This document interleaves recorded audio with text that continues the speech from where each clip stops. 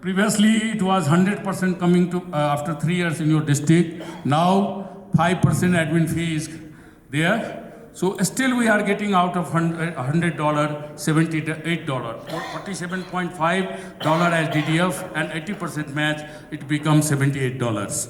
So all this annual fund. Friends, please give attention. If you need this presentation, I request Mahesh to send all the president of the club, all the PHS member, all the major donors about the annual fund. Annual giving is lifeblood of the foundation. If Rotary Foundation is the heart of Rotary, then annual fund is the lifeblood of the foundation. Supports local and international activities. Contributions are credited to Donors Club and applied to Clubs Glue. Comes after 3 years in district. Contribution generate DDF, individual and club recognition. There is no minimum amount. No minimum directed gift within at least. But here there is no minimum amount. Next. Yeah, this is fine. The most important, the beauty of the annual fund is, if you give $100, so you will get $50 back after 3 years, which is 5% and all this is okay.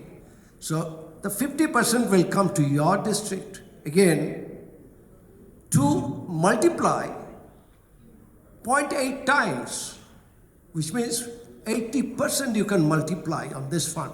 Just see, your $50 is deposited in World Fund, which means fine deposit in the World Fund.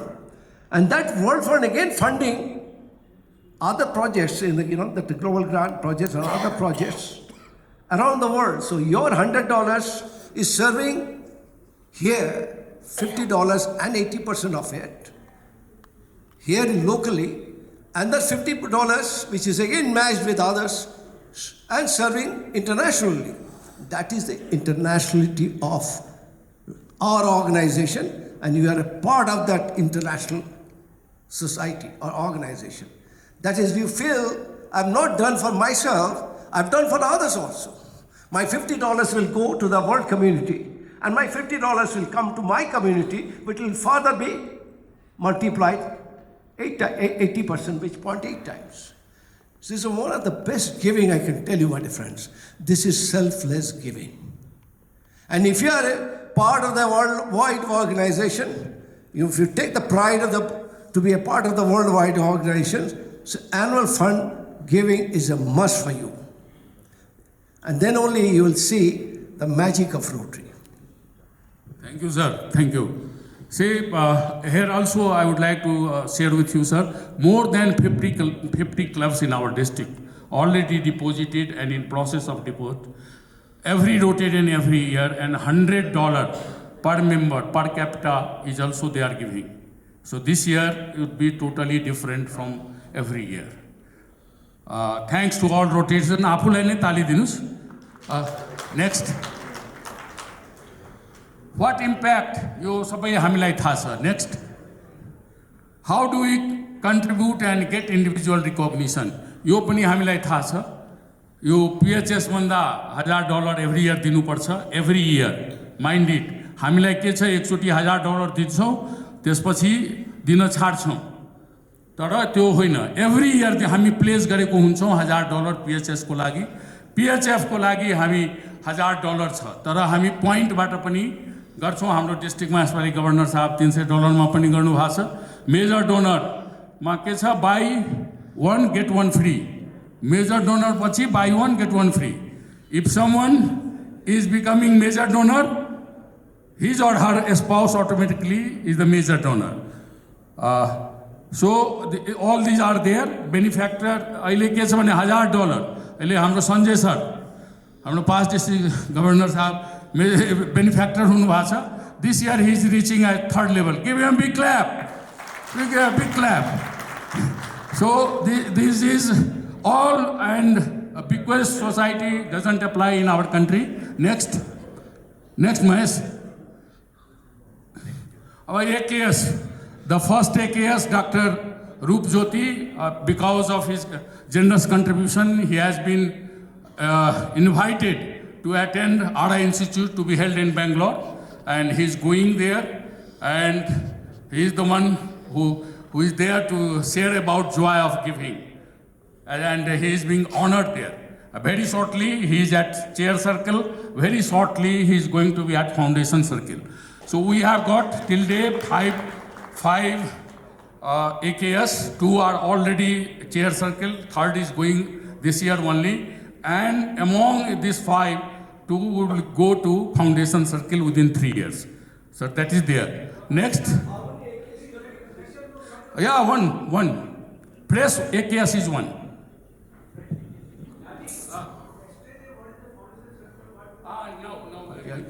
Explaining.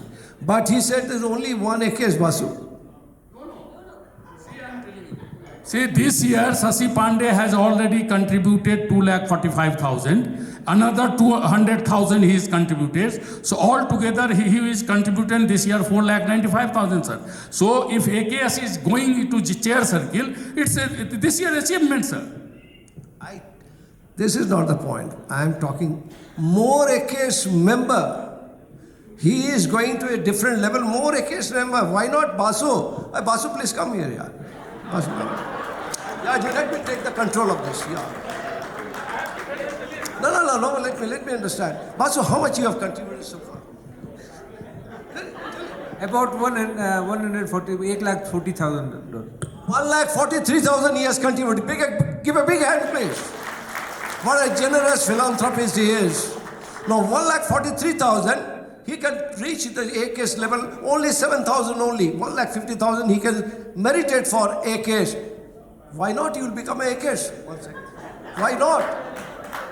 Today, my dear friend, I can take the privilege, because he's like a young brother to me, that you will get a 6th AKS this year in the form of past Governor Basudev Golia. This is sure. I'll pay for it.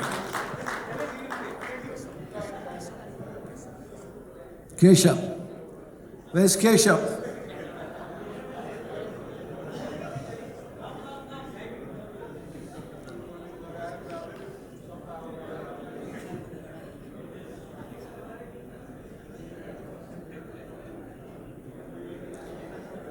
Keshav is one of the most sought after past governors, not in this part. In the entire India, they know him. He is the governor of, Ravindran was the president. Yes, right. K.R. Ravindran's time, he had done one of the few very important aspects, which is very important. I'm not going into details of that. Most important thing is, subsequent year, he has served in the region, in the zone level, as assistant Rotary coordinator and so on and so forth. But of late, I find Keshav is not much active in Rotary. Why not, Keshav? What's the problem? I'm there. You're there? Yeah. So how much you have given? I'm not in politics.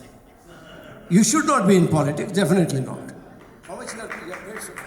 152,000. 1,52,000. My God. 1,52,000. You're already an AKS. I declare you an AKS. I declare you right now. Let's see. You are merited for AKS, Keshav. You have a 3 years time. You can complete this process. It is only $97,000 in 3 years. You can do it. If you do it, I'll tell you, 100 crore rupees contribution made by one Indian. You know, what's the name? Ravi Shankar. The Ravi Shankar was invited last 2 weeks before at Calcutta, where our governor-elect having the first meet that and greet with the presidents. The Ravi Shankar was one of the speaker. During his speech, he said, when I had given 100, which is $14.7 million at that point of time, it is the highest in the Rotary world. 100 crore. And nobody believed that he'll pay 100 crore. And he have taken, because COVID has come and locked and things, he has taken 5 years. He has completed that. And end of that, he has been asked, so what is your effect? He said, my effect is very good. He's a builder. He said, when I committed 100 crore rupees, which is $14.7 million, I used to develop real estate properties, almost 90 hectare land. I used to promote. Now, after 7 or 8 years now, I am getting so much offer from everywhere. I'm almost touching 800 hectare land I am developing. I have made huge money, he says, and I'll be giving. Every year I'll be giving. And every year he is giving. So friends, you give it, you get it. So don't worry that, from where the money will come. Money will definitely be there because you are giving always.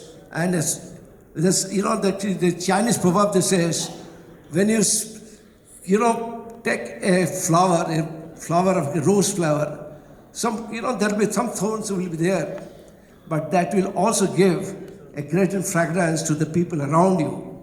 So that's when you do a good thing, that it will come back to you once again. Maybe in the initial stage it will be a bit painful for you, but again you will reap the highest dividend by that. So I'm sure if you think in these lines, you'll not be regretted, I can tell you.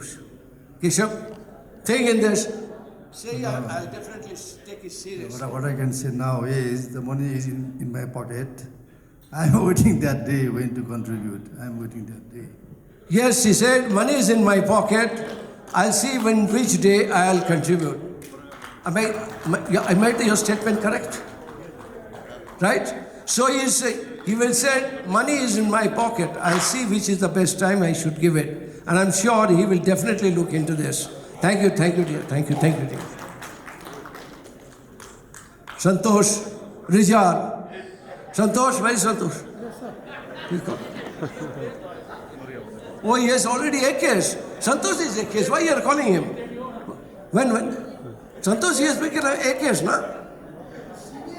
Behind the seniors. It's okay, fine. I'll come slowly after the seniors. I'm in the queue. How much you have paid? 13,000, yeah. 1,13,000, 13. 1.13, just you give it 0.37. I'll do something. Point, I never go empty-handed every year. I'll give something. that makes meditate for the case. What I'm saying, and I'm meditate for targeting for that. Yes, please target for that. That's my request to you. Targets. Okay, thank you. Thank you, Santosh ji, Keshav ji, and Basu ji. Thank you for your commitment.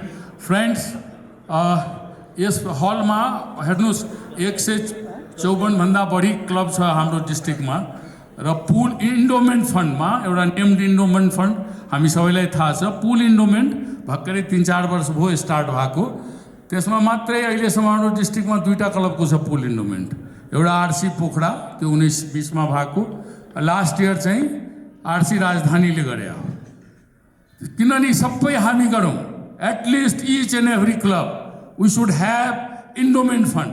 त्यसमा के छ एकदम विशेषता हेर्नुस् $25,000 दिएर त्यो pin पाइन्छ त्यो इन्डोमेन्ट फन्ड त्यो सानो इन्डोमेन्ट फन्डको त्यो बेनिफिक्टर पिन तपाईँ $1,000 मा पाइहाल्नुहुन्छ इच एन्ड एभ्री मेरो क्लबमा मलाई सबै साथीले सोधे खोइ यो पैसा जान्छ कि मेरो एकाउन्टमा जम्मा हुन्छ कि हुँदैन हुन्छ म सबैलाई थाहा छ डिआरएफसी भएको फाउन्डेसनमा भिगेको तै पनि उहाँहरूलाई डाउट थियो जब उहाँहरूले पिन र सर्टिफिकेट पाउनुभयो दङ्ग हुनुभयो त्यसैले तपाईहरुलाई रिक्वेस्ट छ पुल इन्डोमेन्ट फन्डमा बढी हामी ध्यान दिउँ र त्यसको डीडीएफ हाम्रो डिस्ट्रिक्टमा अन्डरस्ट्यान्डिङ छ ग्यालेक्सी अफ पास्ट डिस्ट्रिक्टहरुलाई हामी सम्मान गर्छौं उहाँहरूले यो हामीलाई सुविधा दिनुभएको छ त्यो डीडीएफ त्यो कन्ट्रिब्युटरलाई सोधेर मात्रै खर्च गर्नुहुन्छ त्यो कन्ट्रिब्युटरले गरेन भने डिस्ट्रिक्ट गभर्नरले त्यो खर्च गर्छ नेक्स्ट सी अब यो $2.5 लाख दिँदाखेरि एकेएस 5 लाख र त्यसभन्दा बढी भयो भने chair circle $1 million end above भयो भने फाउन्डेसन सर्किल हुन त प्लेटिनम सबै छ यो सारा डिटेल्सहरु छन् यसमा अगाडि जाउँ यो सबै कुरा ब्यानरहरु रिकग्निसनको कुराहरु छन् एउटा कुरा म Since direct was $1 lakh. Second year is 9-10, that was $96,000. Third year was 10-11, $206,000. Fourth year 11-12, that was $333,000. Fifth year, it became again $248,000. Sixth year, it became $252,000. Seventh year, during Kesavji, it became 1.184 million. That time, that was the highest. Then thereafter, 16-17, it became $6,74,000. 17-18, it became 8,24,000, 9 lakh. Still, that amount is third highest. Sanjay Giri's time, that was $9,26,000. Thereafter, in 18-19, $8,24,000. 19-20, shoot up to $2 million. It is because of that Disha in Calcutta. And again, 2021, highest 3,48,000 in annual fund, and total it was around $9 lakh. And then 21-22, again, it was around 6 lakh because of Corona effect was there. So it was $6,77,000. Last year in Jitenji Sarkuk time, it was $5,73,000. And this year, sir, our target is $500,000. And by the grace of God, definitely we will just double it. And thank you very much for your last directed गिफ्टमा के छ भने 15,000 मा पनि directed gift तपाई dollar दिँदा हुन्छ। त्यो पैसा चाहिँ फाउन्डेसन तपाईकै नाउँमा संसारमा कहीँ पनि गर्दिन्छ। तपाईको रोजेको प्रोजेक्ट 30,000 दिनुभयो भने दुईटा ग्लोबल ग्रान्ट तपाई गर्न पाउनुहुन्छ। तपाईले रोजेको ठाउँ रोजेको प्रोजेक्ट नै मा त्यो पैसा आउँछ। पहिला 5% एडमिन फी थिएन त्यसमा डिटेक्ट गर्ने, अहिले छ है। त्यो यो भो finally mother Teresa said it is not how much we give but how much love we put into giving. My dear friends, giving does not have to be about giving money only. It can start with a smile which costs nothing and do so much good. अनि यस्तो काम गर्यो भने त्यो last thank you gentlemen. I am 100% sure with your support our district will keep its flag high in our zone. Thank you very much. Jaji, that was very wonderful. Jaji is the encyclopedia of our district. I think he has all the figures in his mind. He knows many things which I think nobody knows in our district. So, well, today I think it was a reversal of scenes I saw here. Usually, the district governors, when they visit the club, they ask the presidents and members to contribute. But today, the RA director asking our governors to contribute. We'll stay away from you, Chief Guest, and of course, people always stay away from Jaji because once he approaches, he's going to ask for money. But today, I think you're all motivated, so you will be contributing. So now we've come to our program. We've been looking forward to. She has come all the way from the US. So, Regional Grant Officer Laura Bradley will be giving us the guidelines of TRF for the global grant. Laura.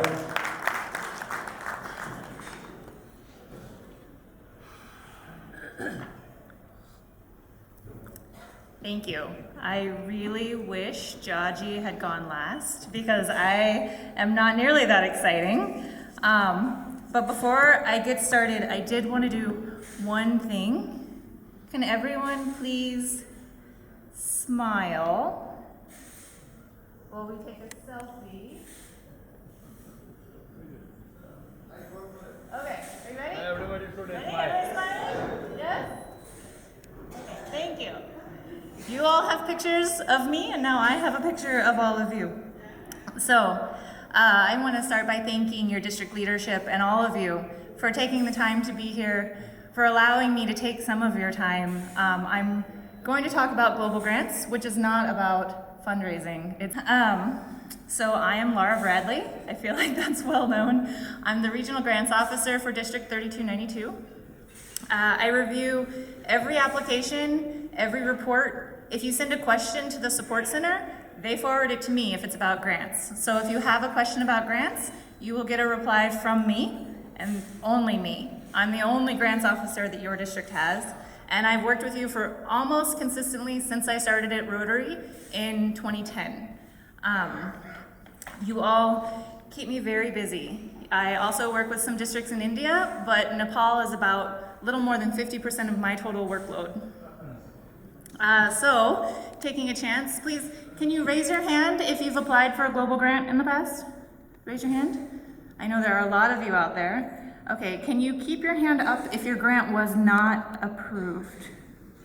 No, there's a couple being brave, thank you. So we're gonna talk about in this presentation about what the requirements of global grants are. So if your questions are not answered, then I want you to find me and we can talk about your grant. And either what we can do to make it eligible, or if we need to look for other funding. Is there a clicker? Sorry. Oh, it's not on presentation mode though. Is it okay? All right. So starting, nope, that's not right. Okay, there we go. So starting just in general, global grants support large-scale international activities with sustainable, measurable, and outcomes in response to a locally identified need.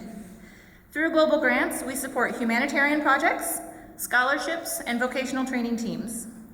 Almost all of the projects in District 3292 are humanitarian projects. I have found out that I was wrong. You have had a few scholarships in the past, but not many at all. We can support postgraduate degree study for up to 4 years at an international university. So if there's a special Nepali who wants to go study abroad and you want to support them financially, we can talk about a scholarship for that person. Vocational training teams are also an opportunity through global grants, and they support groups of professionals to travel abroad to receive or provide training in their area of expertise. Very generally, global grants require international partnership between the club or district where the activity is taking place and the club or district in another country. So clubs within Nepal have been both obviously the host partner, and some of you have been the international partner on global grants, which I think is something that I'm personally very proud of because you're thinking globally as Rotarians. Both the host and international partner are required to be qualified by their district, so that's the training that your district provides to you. The international partner must be an active participant in the grant. So sometimes we hear this phrase of a notional partner. That doesn't exist in the Foundation's eyes. There's no such thing as a notional partner. The international partner has to at least be in communication and know the status of the project throughout. 15% of the contributions, the total contributions to the grant must be from international partners. It does not have to be from your one international partner, but it just has to be from outside of Nepal, or if the project is happening in Bhutan, then outside of Bhutan. The partners can be the primary sponsor on up to 10 grants at one time.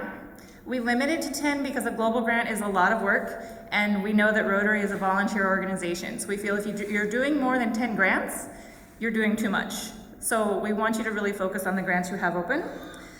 And you have to stay up to date on reporting. So what DRFC Kamud was talking about earlier, about the overdue reports, that can be a real problem for your club. So a report is due every year, and I'll talk about that a little bit later. And then you have to submit the application through the Grant Center, which is available through your My Rotary. So it's an online application now.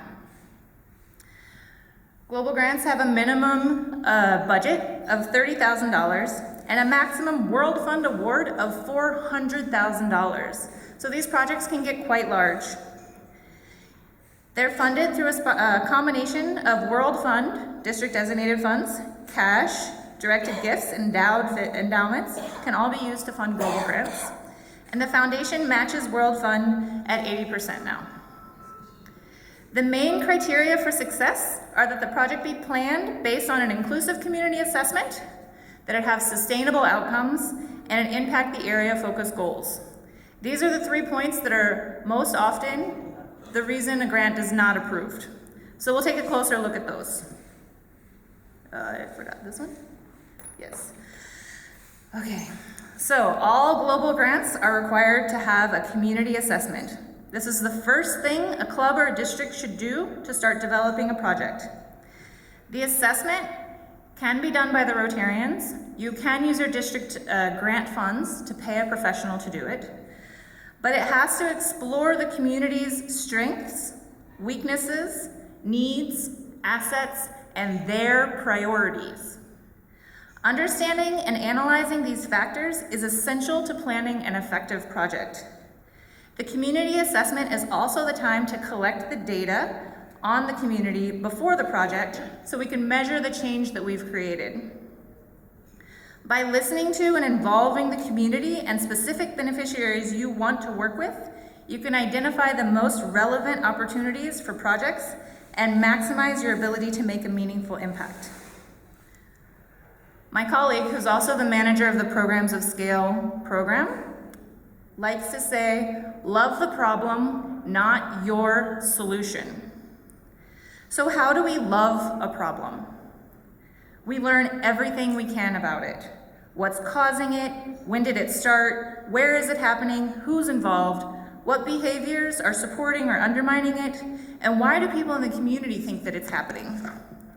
We then need to be ready to change our assumptions about how to help the people fix the issue based on what we learned in the community assessment. So if we go to the community with the solution already decided, we're not giving them the opportunity to be part of the decision. The community assessment is like the foundation of your project. If the foundation is weak, then your project will not survive for very long. But if your assessment is very strong and you have that investment from the community, then you can really do a lot more. We have resources for how to do a community assessment, very thorough, detailed, how to do a proper mapping, how to do a proper survey, available on Rotary.org. They're divided by area of focus with lots of instructions and tips. And I really encourage you to go through it and think about which type of assessment do you want to do that would be meaningful. You will then need to include, after you've done the assessment and you have your report, we want you to distill that down into this community assessment results form and submit that with your application. If that comes in with your application, then it can really expedite the review process because I won't have to ask for it. Oh, the same community assessment can also be used to do multiple projects. So if when you do your assessment, you find that there are 2 or 3 issues in the same community, you can do 2 or 3 different global grants using that same assessment within 12 months. So the areas of focus, as Jaji just talked about. There are so many challenges in the world today, so many things that are needed in our communities. The foundation has identified 7 specific causes in order to maximize our local and global impact. And we call these our areas of focus. I just want to take a moment here to highlight that if your project does not fit an area of focus, that does not mean that it's a bad project. This is just what the foundation has, these are the areas the foundation has identified in order to focus the impact that we're making. Oops, this way. There we go. So now we've done our assessment, we've identified the issue and worked with the community to develop a solution. We need to determine if our project is a fit within the area of focus for a global grant. In order for it to be eligible, it must produce measurable impact on the goal of one of these areas of focus. So these are the 7. And I'll go through them a little more in a minute. But looking at these statistics, which I'm now questioning, I feel like you've done more than this, but this is since the beginning of global grants on July 1st, 2013, until June 30th, which is when I ran this report. So your district has done so many grants, both in Nepal and in Bhutan. Your total funding is just mind-boggling. You've done projects in almost all the areas of focus, and I'm happy to say that in the last few weeks we were able to improve an environment project. Binod, where are you? Is he in here? Binod, right here. He's right here. So Binod was able to submit a beautiful project for cook stoves that included the measurement that we were looking for, and we're hopeful it'll be paid and I can start doing it very soon, but that was just approved right before I left. So Very excited about that. Another area that has a lot of opportunity is peace and conflict. We've only had one in this district so far, and that's an area where I think a lot of work can be done. But like the rest of the world, you really like disease prevention and treatment. Over 110 grants have been done in that area. So much work has been done and still needs to be done. And that matches what Rotary is doing globally. So here's where you get your pen out and you write this down, because this is information that you can get from me and not from anyone else. Within each area of focus, there's parts of a grant that are almost always missed. And these can either cause a decline, or at a minimum, they will cause me to email you and ask you a lot of questions.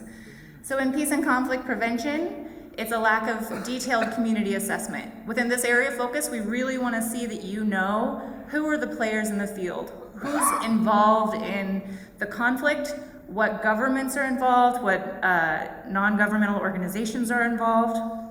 We want the landscape analysis. The vast majority of our, is it moving? There we go. The vast majority of our disease prevention grants are for equipment to hospitals. Those grants, we require that the hospital provide a letter detailing that they need the equipment, that they have the staff to use it, they have the space and utilities necessary to use it, and that they have the financial ability to use the equipment properly and long term. That letter needs to be on their letterhead, and they need to be in an accredited organization. If you include that with your application, your approval will come through much quicker.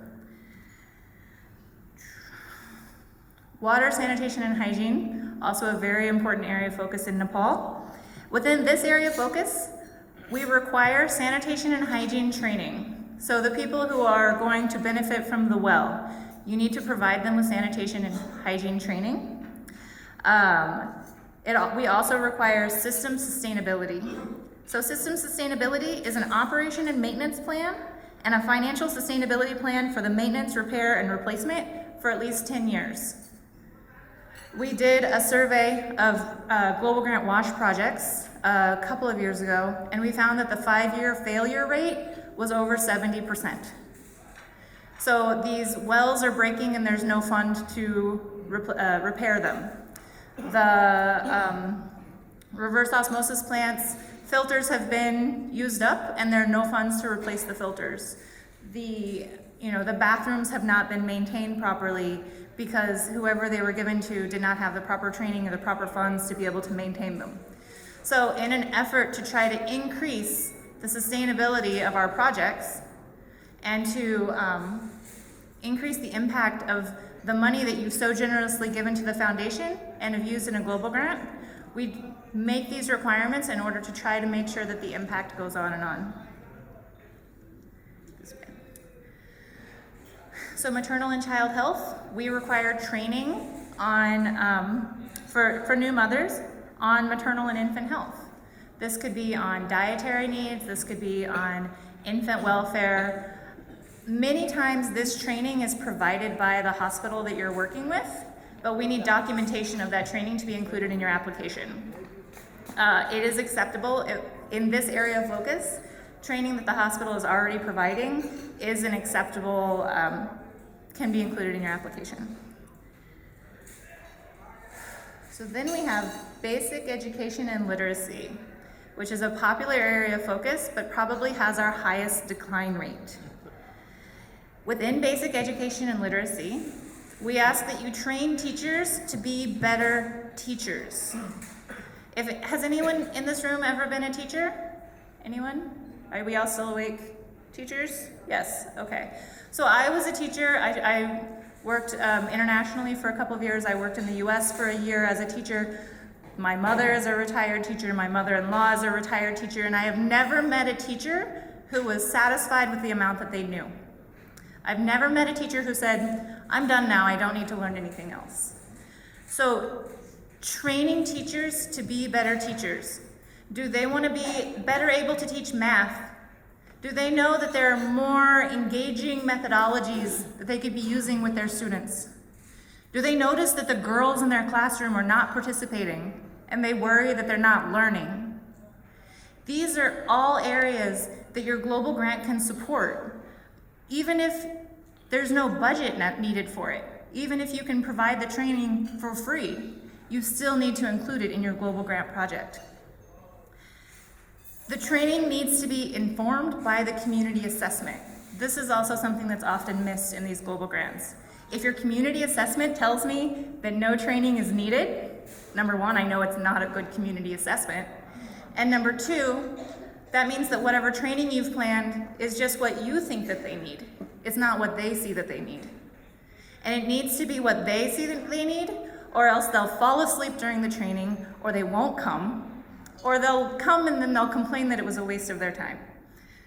So basic education and literacy is such a strong need, and we really want to do these projects well, but this is the connection that is being missed on a lot of our global grants these days, is we do the community assessment and we learn from the community assessment to design the training program that we're going to provide. Within community and economic development, which I love these projects. You all do a lot of them and I really enjoy reviewing them. But we do expect you to follow the beneficiaries until they are established in their new or improved career, so that you can tell us how did the grant impact them. Because telling me that someone received job training does not tell me that someone received a job. And this area of focus is intended to improve the economic status of the beneficiaries, so we need to have measurable impact on the economic status. Because of that, we ask that you include training on money management, savings, or budgeting as informed by your community assessment. Something to help these people manage the money that they're now making so that they can have improved quality of life. Our newest area of focus, the environment, we have had to decline some, and it's because they lack measurable impact on the environment. This is why I was so excited to get the application from Binod, was because his project, they're replacing gas stoves with electric stoves, and please correct me if I'm remembering it incorrectly, but gas stoves with electric stoves, wood burning stoves with electric stoves, and they've actually gone into the homes with a measuring device to measure the amount of pollution that exists in the home. So they have a number, they have a baseline number of pollution that existed in the home when there was a wood burning stove. And once they put the electric stove in, they'll go in and they'll measure again, and we'll have actual data on what the impact on the air quality was, rather than they feel better, they like it, right? This is good information as well. Maybe they won't like their electric stoves and then that will be a problem, but we need that data. So that's been the biggest challenge within the environment. I do want to point out that within none of the area of focus can you just donate equipment.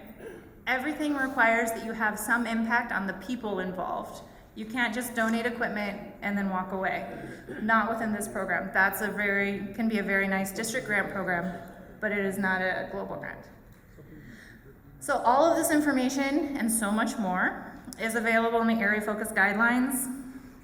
If you've accidentally not paid any attention to anything I've said, you can find all of it in there. That goes through the community assessment requirements, the funding requirements specific to the area of focus, and it also goes into which projects it's broken down by project type, so that can be very helpful. And there's a little bit of information in there about what's not eligible, so maybe what to watch out for. So now you've identified your problem, you've determined that it's a fit for the area of focus, and the next step is to make sure your project is sustainable. These are the three legs of the stool of a global grant, right? So sustainability means different things to different organizations. For Rotary, sustainability means we're providing long-term solutions to community needs that the beneficiaries can continue after the grant ends. This goes beyond the durability of equipment, and if a grant is reliant on ongoing support from Rotarians, then we do not consider it to be sustainable. We have this beautiful document on the website called the 6 Steps to Sustainability. I hope you've seen it, but in case, we'll go through it in detail. So the first step is to start with the community. So as we've discussed, I hope in detail, the first step is to conduct the community assessment, working with the members of the benefiting community to identify the need and develop a solution together that builds on the community's strengths, aligns with their local values and culture, and puts the community's priorities first. This is something that I feel like generally in Nepal, we do a good job of this. We understand the culture of the communities where we're working. We understand their values, but we need to take away our assumptions that we know everything. So going in there and talking to the teachers, talking to the community members who are going to manage the well, getting that concrete information about that community specifically, rather than just all villages in Nepal. We need to know what is specific about this community. Step 2 is to encourage local ownership of the project and all equipment. So by including the community members in the assessment of their needs and working in partnership with them to develop the plan that addresses their needs, can develop leadership in the community and is proven to be the most effective approach to sustainable outcomes. If the community feels like it's their project too, then they'll be more invested in it. The third step, like I mentioned, is to provide training. A project's success depends on the people. By providing training, education, and community outreach, you strengthen the beneficiaries' abilities to meet the project objectives. The community assessment would have told you what type of training is needed. Is it information on disease prevention, on disease transmission and hand washing? Or do the teachers need more modern teaching skills?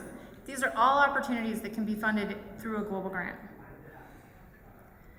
Step 4, which does come up infrequently in Nepal, and I appreciate, is to buy local. So whenever possible, you should purchase equipment and technology from local sources. Make sure that spare parts are available locally too. It increases the likelihood that there will be people available to repair and maintain the equipment, and it reduces the transportation and shipping costs for the project. So having a local source for all the equipment is important. Step 5 is to find local funding. This can be difficult, but it is vital. So what we mean here is not continued Rotary funding. It's important to work with the beneficiaries to determine what the long-term financial needs are of the project and to create a plan that meets those needs. If a solution is too expensive to maintain, it's not a solution. I'm going to say that again. If a solution is too expensive for them to maintain, then it is not a solution. Step 6 is to measure. Measure, learn, adjust, share. Learn from your project. We gathered that data during the community assessment to know where we were starting. Now we need to investigate the change that was actually made by the project. In your application, we ask you to include clear and measurable outcomes of your project plan and how you'll collect data throughout your project and afterward. The ability to measure that change caused by the project is so important to Rotary in order to tell our story. We need to first know what the situation was before the project began. What were the test scores? What was the prevalence of the disease? How much time did women spend carrying water? So that we can know the impact of our work. And the impact of our work is what we're all looking for. We ask that you consider the following 4 types of change throughout your project. Starting with the inputs, what was paid for by the grant, then the outputs, what was created by the grant, and then the outcomes and impacts. These are the areas where the Foundation's definition of sustainability is identified. As you track the changes that you've created, we can learn from what worked, what didn't, or what created unexpected change. And the next time we can do it more or we can do it differently. At the outcome and impact levels, we're looking at the changes to the community that will last long after the final report is submitted. If we can then share our lessons with our Rotarian colleagues, we can all do better, more effective projects. And I think I gave an example. Okay, so here's a wash project. So the input would be the bathrooms and hygiene training that we provided through our grant. The output would be the school has 10 improved bathrooms and 95% of teachers and students are trained on when to wash their hands. I made this up. This is not based on any specific project. The outcome of that would be 85% of students and teachers wash their hands at the right times. 15% of parents report an increase in their children washing their hands at home. You'll notice that we trained 95%, but only 85% are responding to that training. That's realistic. You cannot expect training to be 100% effective.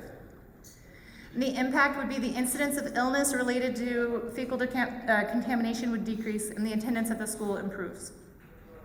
So I've highlighted the output in orange because we know that you're Rotary volunteers. So in global grants, we're only asking you to measure the output. But we're asking you to consider the outcomes and the impacts when you're planning your project. Think about what is going to be the long-term impact here. Because that's where things can get really exciting. So I have just a few additional global grant policies to go over to keep in mind while you do your application. We have a fairly robust conflict of interest policy. Rotarians must at all times avoid even the appearance of a conflict of interest. This is in order to maintain the sanctity of our foundation and our organization. So this means that the Global Grant Project Committee and members of their families cannot be active with the cooperating organization or the beneficiaries. If a Rotarian is a vendor on the grant, they must provide a competitive bid.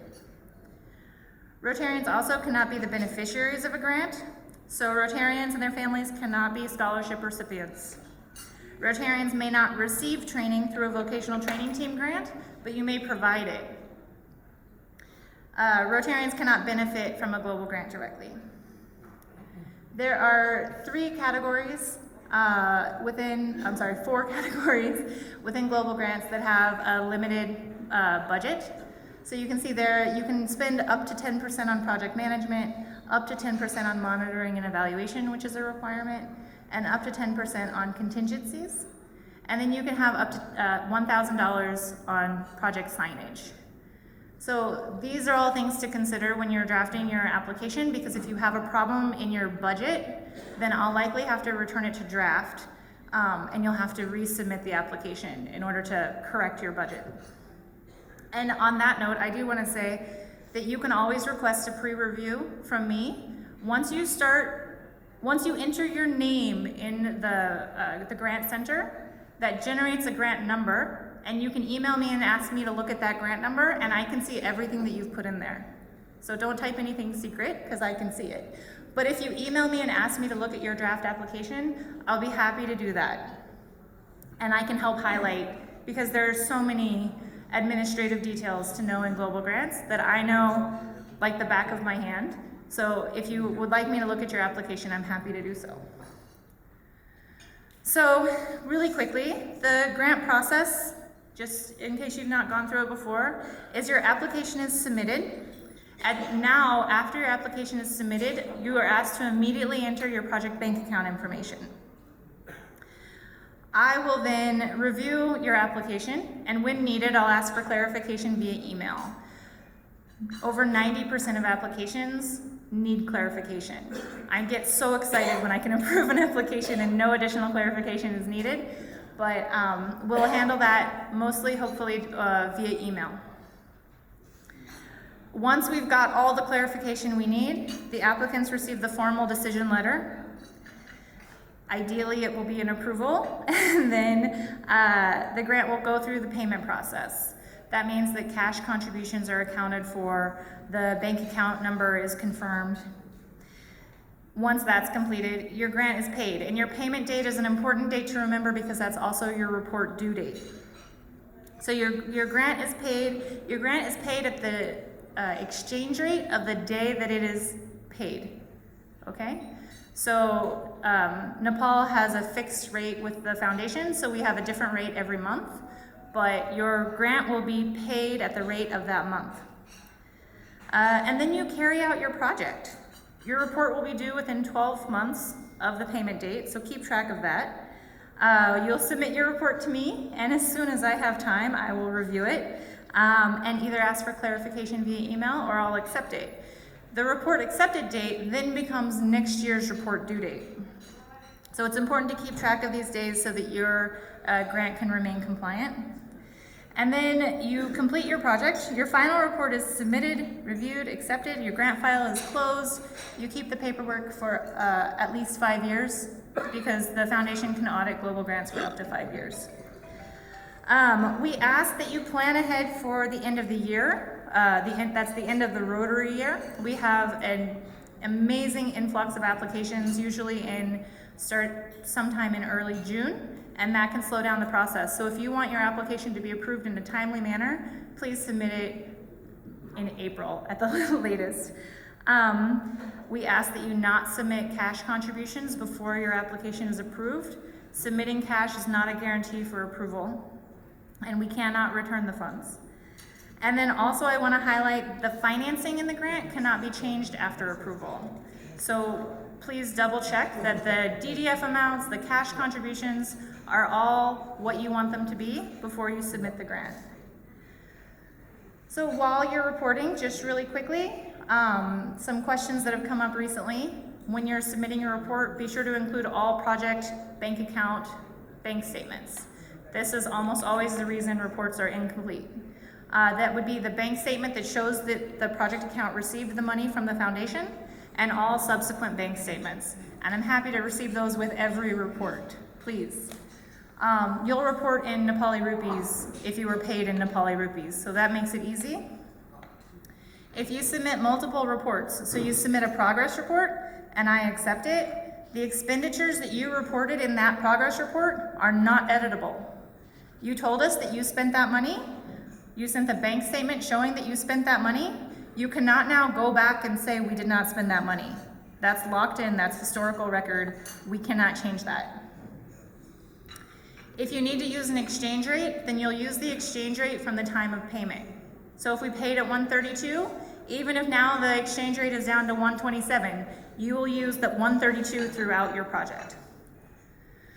And if your project is completed with more than $1,000, so use that payment exchange rate to figure out if you have $1,000 remaining, then those funds will need to be returned to the foundation.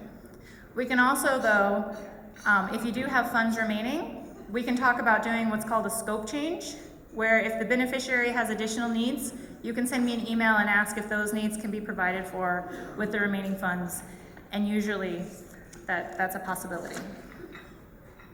So some recent developments within the Global Grant Program. Like I discussed, the environment is our newest area of focus. So far, we've approved 105 environment grants, a total of $5.9 million in total funding. So it's very exciting. It's growing quickly. And as a person who lives on this planet, I'm very excited about that. There are Rotaract participation in grants now. I have a pending application right now from a Rotaract club here in 3292. It's very exciting. Rotaract clubs can partner with Rotary clubs to apply for global grants. So that expands the number of the access to global grants by so much, I can't even imagine. In general, we ask that Rotaract clubs be included in a global grant sponsored by a Rotary club first, so they get that experience and awareness of the process before they sponsor their own, just as a best practice. The terms and conditions we separated into global grants and district grants. So if you're looking for the terms and conditions for district grants, you want to make sure that you found that specific document. The terms for global grants is available on the website. And there's so many resources. I almost feel like it's a little bit overwhelming how many resources we have. So if you want to reach out to me with a project idea, I'm happy to direct you to the resources that would be the most helpful. A guide to global grants is a very thorough document, includes all the information I just provided you. So yeah, if you fell asleep, you can just read that and be caught up.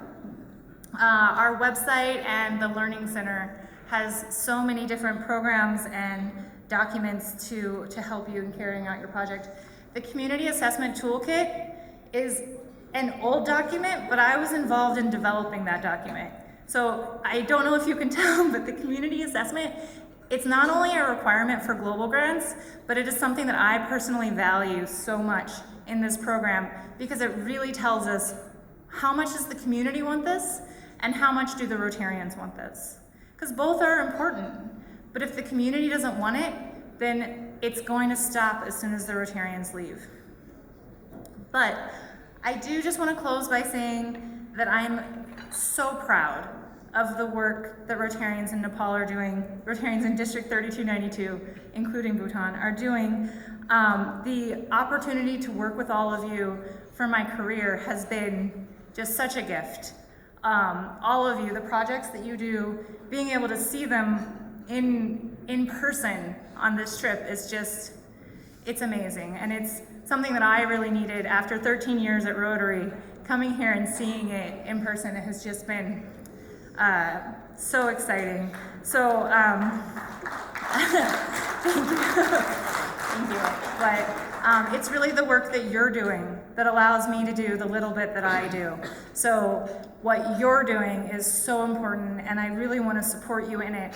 So ideally, we'll be able to find a way to, yes, approve every grant as Basuji wants to do. But we need to meet the requirements set by the trustees and the foundation in order to do so. So I'm happy to help you find ways to do that. So with that said, do we have time for questions? I don't know where we are with time at all. Okay. So I think there's a lot of information, and I think people would want to ask questions. So if you want to ask a question, please raise your hand, and the Sergeant Arms will bring you the mic. But please we don't want to hear any comments or anything. We just want a specific question, and you don't need to address anybody. So we'll try to get more questions, try to answer more questions and inquiries as possible. So